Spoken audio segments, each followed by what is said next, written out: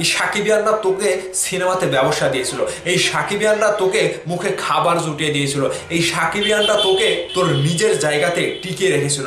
আর সাকিবিয়ানদেরকে তোর লাগবে কি না লাগবে, অনন্যা মামুন মনে রাখবেন, এক মাঘে কিন্তু শীত যায় না, শীত কিন্তু বারবার আসে।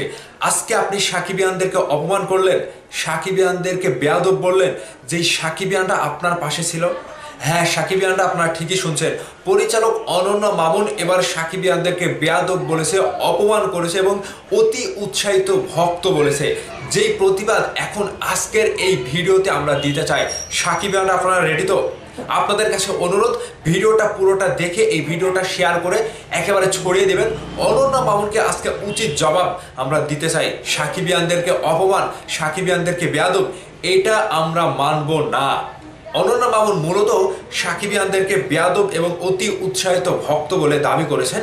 মূলত তিনি একটি পোস্ট করেছেন, সেই পোস্টে আমরা নাকি কাজী হায়াতকে অপমান করেছিলাম সেন্সর বোর্ডের সামনে। আমরা কি কাজী হায়াতকে আসলে নিজে থেকে অপমান করেছিলাম?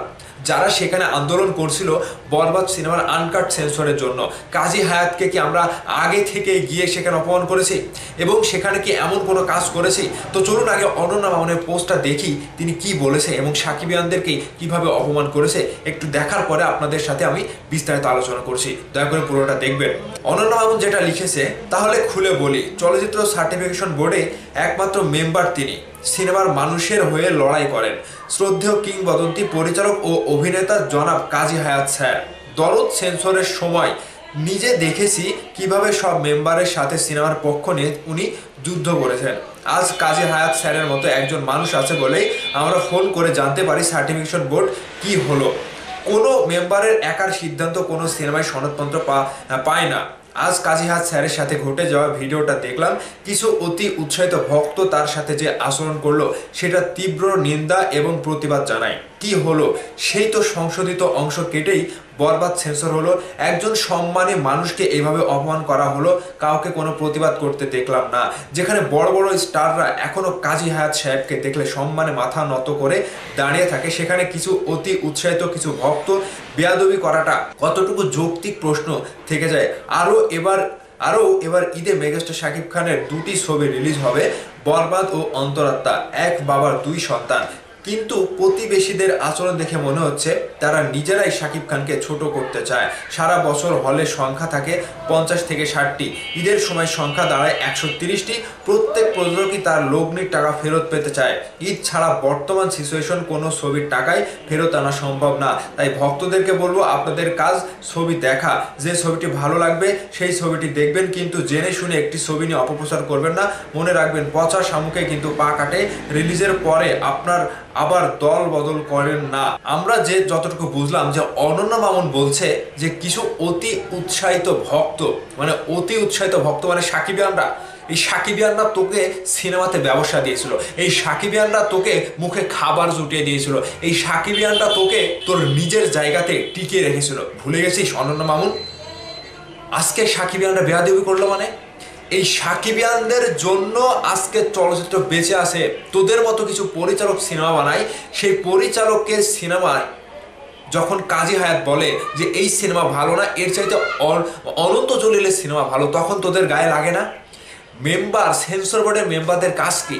এদের কাজ হচ্ছে সেন্সর সার্টিফিকেশন দেওয়া, এদের গ্রেডিং দেওয়া। এরা কি সিনেমা কাটছাট করার কোনো এখতিয়ার রাখে?